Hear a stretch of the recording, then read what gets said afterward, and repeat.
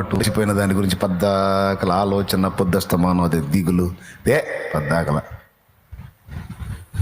దేవుడు నీకు తోడై ఉన్నాడు. నీ బలం కాదు ఆయన బలం, నీ శక్తి కాదు ఆయన శక్తి, నీ జ్ఞానం కాదు ఆయన జ్ఞానం ఇప్పుడు నిన్ను నడిపించడానికి సిద్ధంగా ఉంది. రథసారథిగా ఇప్పుడు నీ జీవితంలోకి యేసయ్య వచ్చేసాడు.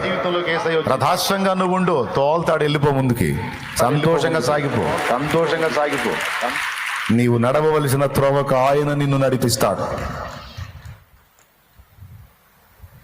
దేవుని బట్టి ఉత్సాహం తెచ్చుకోవాలి, సంతోషం తెచ్చుకోవాలి.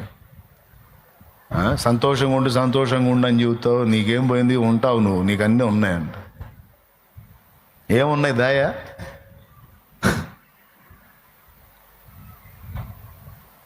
ఒత్తిళ్ళు మీకు ఎక్కువ, నాకు ఎక్కువ? చెప్పండి, అబద్ధాలు ఆడుకుని చెప్పండి. మహా అయితే ఒక కుటుంబాన్ని, 2 కుటుంబాలు అవుతున్నాయి. నువ్వు ఎన్ని నెత్తిన బాధ్యతలు, బరువులు, ఎంతమందికి రెస్పాన్సిబిలిటీ? నేను చెప్పండి, ఎంతమంది ఒప్పుకుంటారు? ఒత్తిడి మీకు ఎక్కువ, నాకు ఎక్కువ? కొంతమంది చేతులు ఎత్తట్లా. తేల్చుకుందాం రాండి, మరి ఎవరు ఎక్కువ మోస్తారు?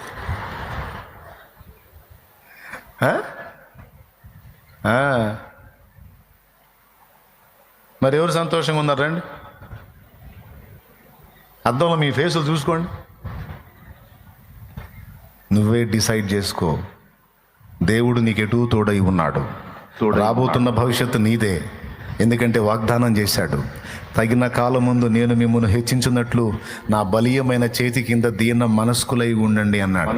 అంటే ఆయన చేతి కింద నిన్ను ఒత్తి పట్టింది ఆయనే. నీకు తెలుసు అసలు ఆ సంగతి? ఆలోచించే ఎప్పుడన్నా?